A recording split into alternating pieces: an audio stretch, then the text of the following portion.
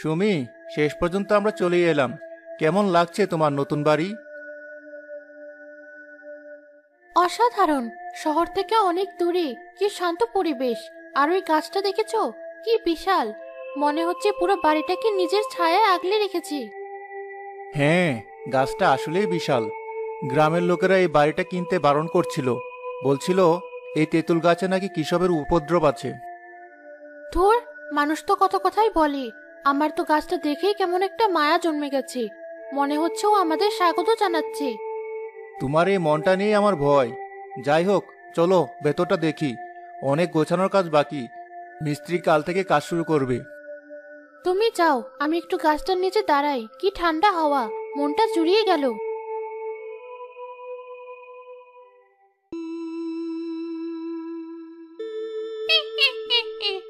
নতুন শিকার এসেছে তাহলে। এদেরও তাড়াতে হবে। কত যুগ ধরে এই গাছটা আমি পাহারা দিচ্ছি। আমার স্বামীর শেষ স্মৃতি। আমি থাকতে কেউ এই গাছের একটা পাতাও ছিঁড়তে পারবে না। কিন্তু আজকাল আমার হয়েছে কি, কিছুই মনে রাখতে পারি না। কত বছর হলো?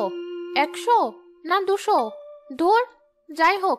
এমন ভয় দেখাবো যে ওরা পালানোর পথ পাবে না। আমাকে আমার পুরনো শক্তি ফিরে পেতেই হবে।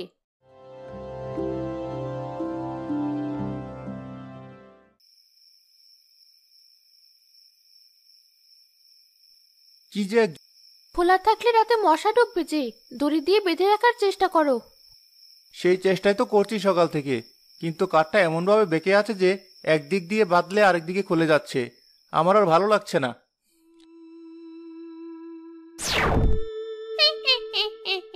এই তো পেয়েছি সুযোগ। ভয় দেখানোর জন্য একদম উপযুক্ত মুহূর্ত। এখন এমন জোরে জানালাটা একটা ধাক্কা মারবো যে ভেঙে চুরমার হয়ে যাবে। সেই শব্দে দুজনের জ্ঞান হারানোর জোগাড় হবে। মন্ত্রটা কি জানি ছিল? হাড় হিম করা ধাক্কা, ভেঙে যাক সব তক্তা। হ্যাঁ, এটাই তো ছিল। হাড় হিম করা ধাক্কা, লেগে যাক সব তক্তা। সাথে সাথে একটা দমকা হাওয়া এসে জানালার পাল্লায় এমন ভাবে এক ধাক্কা মারে যে সেটা একেবারে খাপে খাপে বসে যায় এবং পুরনো খিলটা নিজে থেকেই লেগে যায়। আরে, এ কি হলো? কি হলো? জানালাটা জানালাটা নিচ থেকে বন্ধ হয়ে গেল। একদম পারফেক্ট ভাবে লেগে গেছে। দেখলে, আমি বলেছিলাম না এই বাড়িটা আমাদের জন্য খুব ভালো। এখানকার বাতাসও আমাদের সাহায্য করছে। সাহায্য তো করলো, কিন্তু বিষয়টা কেমন ভুতুড়ে লাগছে না? যাক, ভালোই হয়েছে।